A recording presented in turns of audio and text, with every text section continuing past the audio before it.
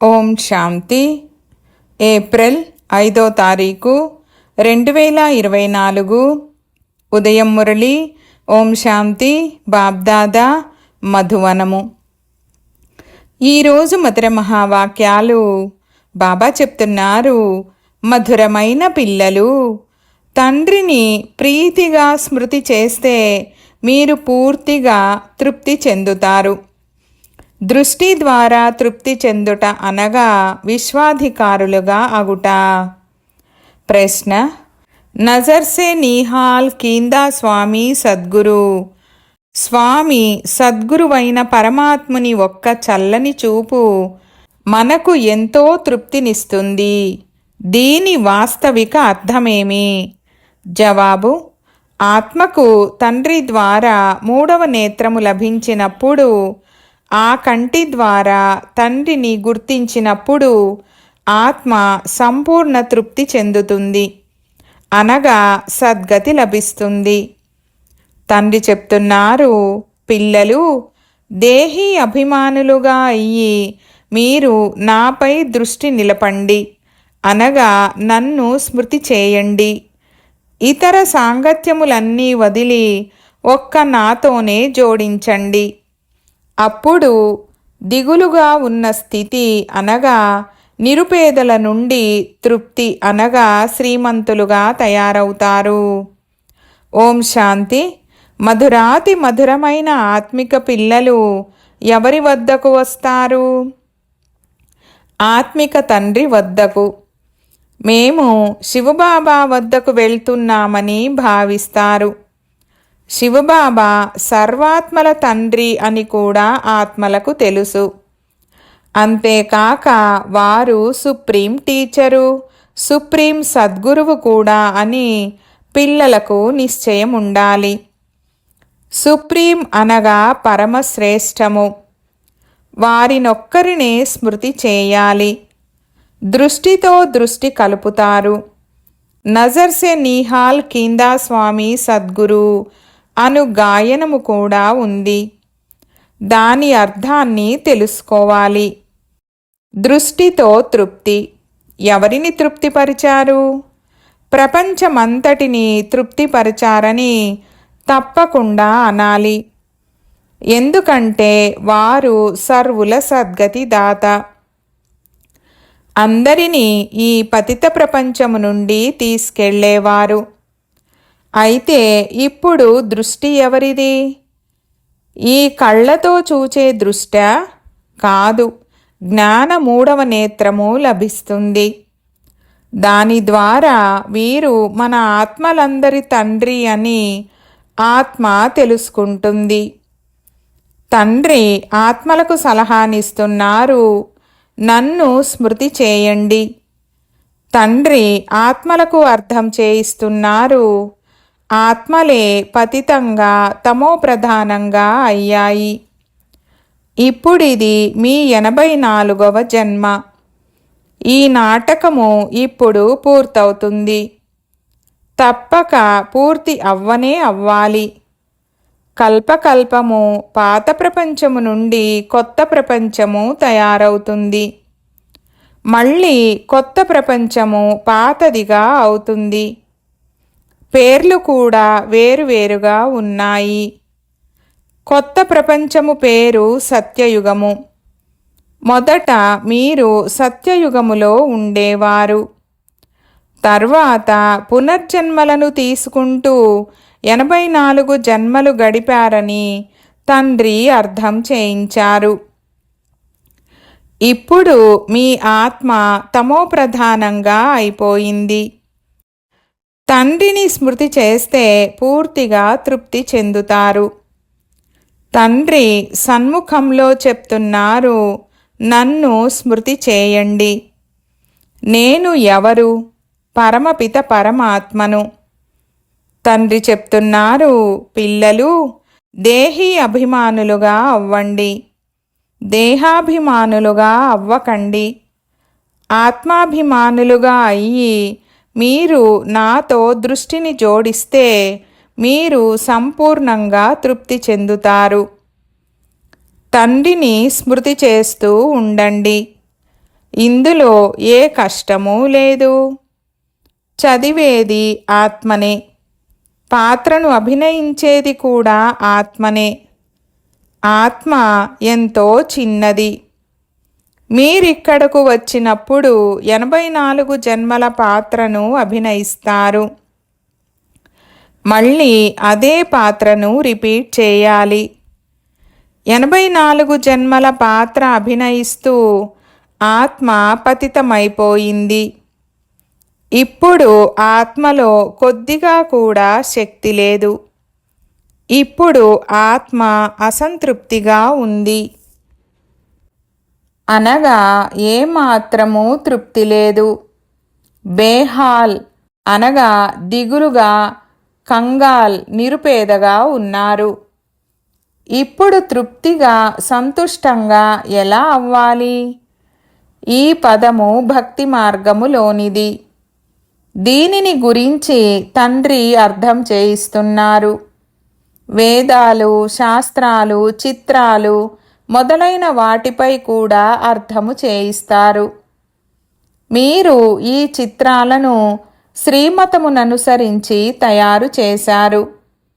ఆశ్రీ మతమును అనుసరించి అనేక చిత్రాలు ఉన్నాయి. అవన్నీ మట్టితో లేక రాతితో తయారు చేసినవి. ఆ చిత్రాలకు ఎలాంటి కర్తవ్యము లేదు. ఇచ్చటైతే తండ్రి వచ్చి పిల్లలను చదివిస్తారు. భగవాను వాచ అనగా ఇది వారిచ్చిన జ్ఞానము కదా. విద్యార్థులకు వీరు ఫలానా టీచర్ అని తెలుసు. అనంతమైన తండ్రి ఒక్కసారి మాత్రమే వచ్చి ఇటువంటి అద్భుతమైన చదువును చదివిస్తారని పిల్లలైనా మీకు తెలుసు. ఈ చదువుకు ఆ చదువుకు పగలకు రాత్రికి ఉన్నంత వ్యత్యాసం ఉంది. ఆ చదువు చదువుతూ చదువుతూ రాత్రి అయిపోతుంది. ఈ చదువు ద్వారా పగలులోకి, ప్రకాశంలోకి వెళ్ళిపోతారు. ఆ చదువు అయితే జన్మ జన్మాంతరాలుగా చదువుతూ వచ్చారు. ఇందులో తండ్రి స్పష్టంగా తెలుపుతున్నారు, ఆత్మ ఎప్పుడు పవిత్రమవుతుందో అప్పుడు ధారణ జరుగుతుంది. పులిపాలు బంగారు గిన్నెలో మాత్రమే నిలుస్తాయని చెప్తారు. ఇప్పుడు మనము బంగారు పాత్రగా తయారవుతున్నామని పిల్లలైనా మీకు తెలుసు. ఉండేది మనుషులే, కానీ ఆత్మ సంపూర్ణ పవిత్రంగా అవ్వాలి. 24 క్యారెట్ల బంగారు వలె ఉండేది. ఇప్పుడు 9 క్యారెట్ల బంగారం వలె తయారైపోయింది. ప్రకాశవంతంగా వెలుగుతున్న ఆత్మజ్యోతి ఇప్పుడు కొడిగట్టిన దీపము వలె ప్రకాశము తగ్గిపోయింది. ఆత్మజ్యోతి వెలిగి ఉన్న వారికి, ఆరిపోయి ఉన్న వారికి చాలా వ్యత్యాసం ఉంటుంది. అయితే జ్యోతి ఎలా వెలిగింది, పదవి ఎలా పొందుకుంది, ఈ విషయాలను తండ్రి మాత్రమే అర్థం చేయిస్తారు. తండ్రి చెప్తున్నారు, నన్ను స్మృతి చేయండి. నన్నెవరైతే మంచి రీతిగా స్మృతి చేస్తారో నేను కూడా వారిని మంచి రీతిగా స్మృతి చేస్తాను. నజర్సే నీహాల్ చేయువారు స్వామి అయిన మన తండ్రి ఒక్కరేనని పిల్లలకు కూడా తెలుసు. ఇతని ఆత్మ కూడా తృప్తి చెందుతుంది. మీరందరూ దీపపు పురుగులు, వారిని దీపమని అంటారు. కొన్ని దీపపు పురుగులు కేవలం ప్రదక్షిణ చేసేందుకు వస్తాయి. కొన్ని మంచి రీతిగా గుర్తిస్తాయి. అప్పుడు జీవించి ఉండే మరణిస్తాయి. కొన్ని చుట్టూ తిరిగి వెళ్ళిపోతాయి. మళ్ళీ అప్పుడప్పుడు వస్తాయి, మళ్ళీ వెళ్ళిపోతాయి. ఈ గాయనమంతా ఈ సంగమయుగానిదే. ఈ సమయంలో ఏమేమి జరుగుతున్నాయో అవే శాస్త్రాలుగా తయారవుతాయి. తండ్రి ఒక్కసారి మాత్రమే వచ్చి వారసత్వాన్నిచ్చి వెళ్ళిపోతారు. అనంతమైన తండ్రి తప్పకుండా అనంతమైన వారసత్వాన్ని ఇస్తారు. 21 తరాలని గాయనము కూడా ఉంది. సత్యయుగములో వారసత్వాన్ని ఎవరిస్తారు? రచయిత అయిన భగవంతుడే అర్ధకల్పము కొరకు వారి రచనకు వారసత్వాన్ని ఈ సంగమయుగములోనే ఇస్తారు. అందరూ వారినే స్మృతి చేస్తారు. వీరు తండ్రే కాక టీచరు, స్వామి, సద్గురువు కూడా అయ్యారు. భలే మీరు ఇతరులెవరినైనా స్వామి, సద్గురువు అంటూ ఉండవచ్చు. కానీ సత్యమైన వారు ఒక్క తండ్రి మాత్రమే. ఎల్లప్పుడూ సత్యమైన వారని ఆ తండ్రి మాత్రమే పిలువబడతారు. ఆ సత్యమైన తండ్రి వచ్చి ఏం చేస్తారు? వారు పాత ప్రపంచాన్ని సత్యఖండంగా తయారు చేస్తారు. సత్యఖండము కొరకు మనము పురుషార్థము చేస్తున్నాము. సత్యమైన ఖండమున్నప్పుడు ఇతర ఖండాలేవీ లేవు. ఇవన్నీ తర్వాత వస్తాయి. సత్యఖండము గురించి ఎవరికీ తెలీదు. పోతే ఇప్పుడున్న ఖండాల గురించైతే అందరికీ తెలుసు. ప్రజలకు తమ తమ ధర్మస్థాపకుల గురించి తెలుసు. అయితే సూర్యవంశము, చంద్రవంశము, ఈ సంగమయుగములోని బ్రాహ్మణ కులము గురించి ఎవరికీ తెలీదు. ప్రజాపిత బ్రహ్మను అంగీకరిస్తారు. బ్రాహ్మణులమైన మేము బ్రహ్మ సంతానమని అంటారు. కానీ వారు గర్భజనితులు. మీరు ముఖవంశావళికి చెందినవారు. వారు అపవిత్రులు. మీరు పవిత్రమైన ముఖవంశావళి వారు. మీరు ముఖవంశావళిగా తయారై మళ్ళీ చీచీ ప్రపంచమైన రావణరాజ్యము నుండి వెళ్ళిపోతారు. అక్కడ రావణరాజ్యముండదు. ఇప్పుడు మీరు నూతన ప్రపంచంలోకి వెళ్ళిపోతారు. దానిని నిర్వికారి ప్రపంచమని అంటారు. ప్రపంచమే కొత్తదిగా పాతదిగా అవుతుంది. అది ఎలా అవుతుందో కూడా ఇప్పుడు మీరు అర్థం చేసుకున్నారు. ఇది ఇతరులెవ్వరి బుద్ధిలోనూ లేదు. లక్షల సంవత్సరాల విషయమైతే ఎవ్వరూ తెలుసుకోలేరు. ఇది కొద్ది సమయపు విషయమే. తండ్రి కూర్చొని ఇదంతా పిల్లలకు అర్థం చేయిస్తున్నారు. ముఖ్యంగా భారతదేశంలో ధర్మగ్లాని అయినప్పుడే నేను వస్తానని తండ్రి చెప్తున్నారు. నిరాకార పరమాత్ముడంటే ఎవరో ఇతర స్థానాలలోని వారికెవ్వరికీ తెలీదు. పెద్ద పెద్ద లింగాకారాలను తయారు చేసి ఉంచేశారు. ఆత్మ సైజు ఎప్పుడూ చిన్నది పెద్దదిగా అవ్వదని పిల్లలకు అర్థం చేయించబడింది. ఆత్మ ఎలాగైతే అవినాశియో అలా తండ్రి కూడా అవినాశియే. వారు సుప్రీం ఆత్మ. సుప్రీం అనగా వారు సదా పవిత్రులు. అంతేకాక నిర్వికారులు. ఆత్మలైన మీరు కూడా నిర్వికారులుగా ఉండేవారు. ప్రపంచము కూడా నిర్వికారిగా ఉండేది. దానిని సంపూర్ణ నిర్వికారి ప్రపంచమని, నూతన ప్రపంచమని అంటారు. అది మళ్ళీ తప్పకుండా పాతదిగా అవుతుంది. కళలు తగ్గిపోతూ వస్తాయి. 2 కళలు తగ్గిన చంద్రవంశీయుల రాజ్యం ఉండేది. తర్వాత ప్రపంచము పాతదవుతూ పోతుంది. తర్వాత వేరువేరు ఖండాలు వస్తూ ఉంటాయి. వాటిని బైప్లాట్ ఉపకథలని అంటారు. అయితే అన్నీ కలిసిపోతాయి. డ్రామా ప్లాన్ అనుసారము ఏది జరుగుతుందో అది మళ్ళీ రిపీట్ అవుతుంది. బౌద్ధుల ధర్మస్థాపకుడు వచ్చి ఎంతోమందిని బౌద్ధ ధర్మంలోకి తీసుకువెళ్ళాడు. ధర్మాన్ని మార్చేశాడు. హిందువులు తమ ధర్మాన్ని తామే మార్చుకున్నారు. ఎందుకంటే కర్మభ్రష్టమైనందున ధర్మభ్రష్టముగా కూడా అయిపోయారు. వామ మార్గంలోకి వెళ్ళిపోయారు. జగన్నాథ మందిరములోకి కూడా భలే వెళ్ళి ఉంటారు. కానీ విగ్రహాలు ఇలా ఎందుకున్నాయని ఎవ్వరికి ఆలోచనలు కూడా నడిచి ఉండవు. స్వయం వికారులైనందున వారిని కూడా వికారులుగా చూపించారు.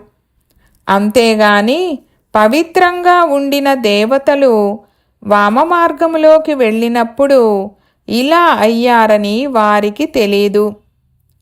మందిరములోని చిత్రాలన్నీ ఆ సమయములోనివే. దేవతలనే పేరు చాలా మంచి పేరు. హిందువులనేది హిందుస్థానము యొక్క పేరు. స్వయాన్ని హిందువులని చెప్పుకున్నారు. చాలా పెద్ద తప్పు జరిగిపోయింది. అందుకే తండ్రి యథా యథా హి ధర్మస్య అని చెప్తున్నారు. తండ్రి భారతదేశంలో వస్తారు. అంతేగాని నేను హిందూస్థానములో వస్తానని చెప్పరు. ఇది భారతదేశము. హిందూస్థానము గాని హిందూ ధర్మము గాని లేనే లేవు. హిందూస్థానమనే పేరును ముసల్మానులు పెట్టారు. ఇది కూడా డ్రామాలో నిర్ణయింపబడి ఉంది. మంచి రీతిగా అర్థం చేసుకోవాలి. ఇది కూడా జ్ఞానమే.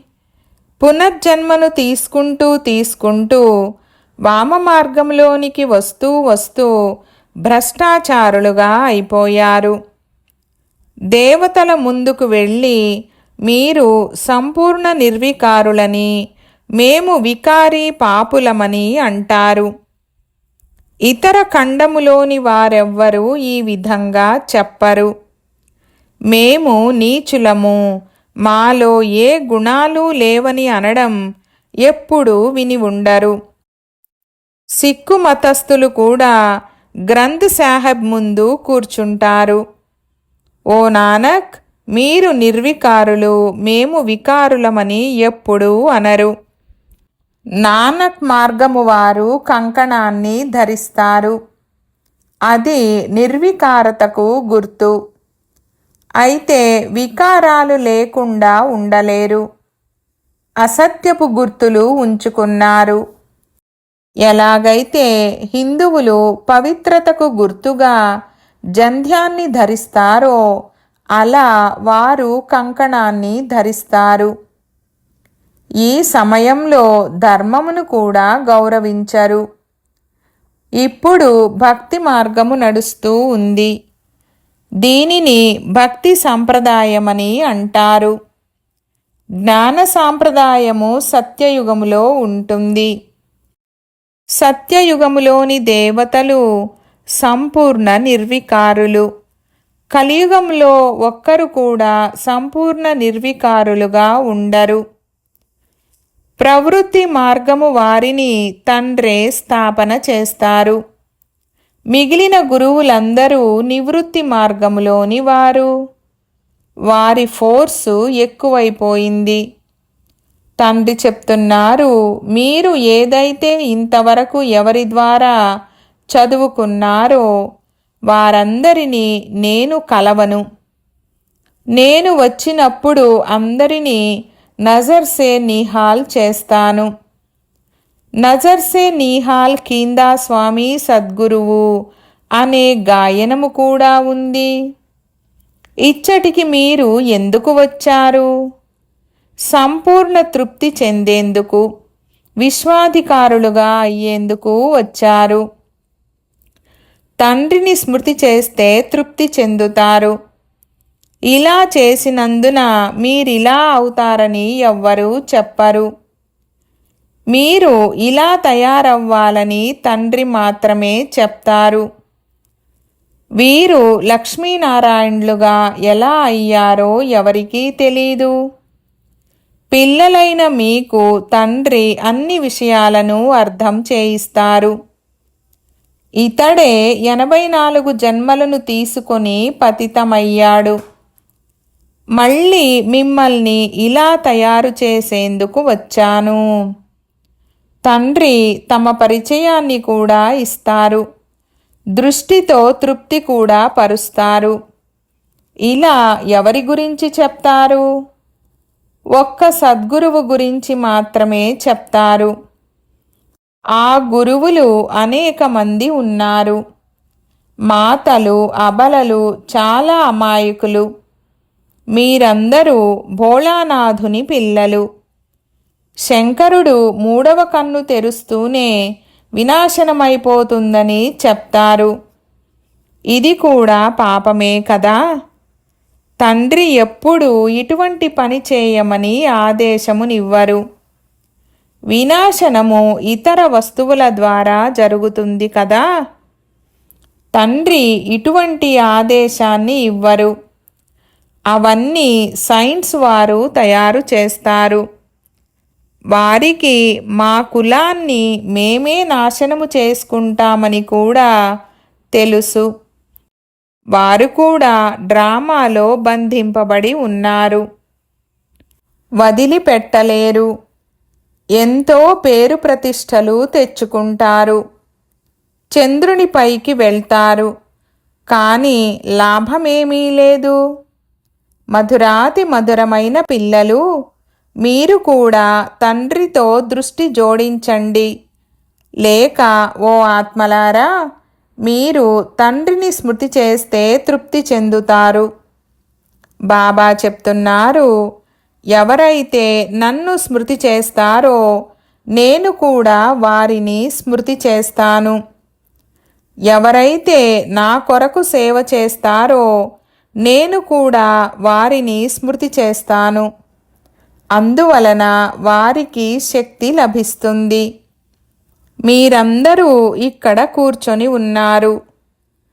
ఎవరు నిహాలైపోతారో వారే రాజులుగా అవుతారు.